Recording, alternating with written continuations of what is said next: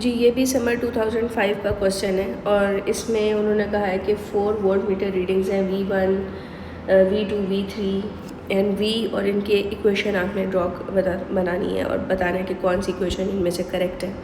तो सबसे पहले तो V2 एंड V3 सेम है क्योंकि ये पैरेलल में लगे हुए हैं, R रजिस्टर और 2R रेजिस्टेंस पैरेलल में। तो एक तो ये ठीक है, तो इसका मतलब है C गलत हो गई।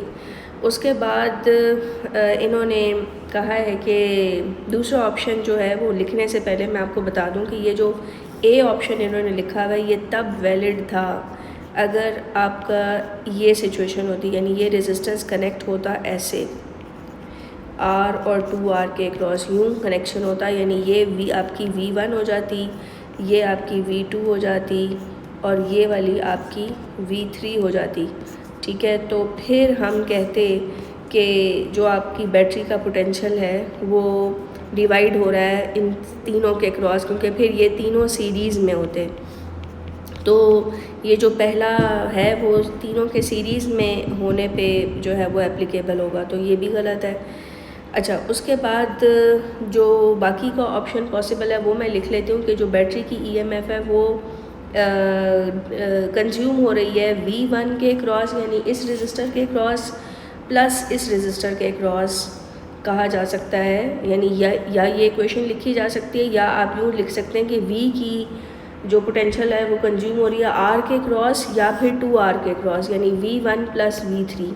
तो या ये लिख सकते हैं या ये लिख सकते हैं, क्योंकि V2 और V3 सेम हैं, ठीक है, पैरेलल में लगे हुए हैं। तो या आप कहेंगे कि जो आपकी बैटरी की पोटेंशियल है वो R के क्रॉस, यानी ये चीज़, और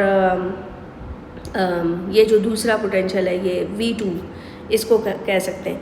अच्छा, अब बेसिकली आप ये समझने की बात तो ये कि इन दोनों का जो कॉम्बिनेशन है वो इसके साथ सीरीज़ में लगा हुआ है। तो जब आप रेजिस्टेंस टोटल ऐड करेंगे तो वो तो ऐसे ही ऐड होगी कि पहले R और 2R की कंबाइंड रेजिस्टेंस निकालेंगे, फिर उसको R के साथ सीरीज़ में ऐड करेंगे। लेकिन अगर पोटेंशियल की बात देखी जाए तो पोटेंशियल जो है वो R और 2R के क्रॉस पोटेंशियल सेम होगा।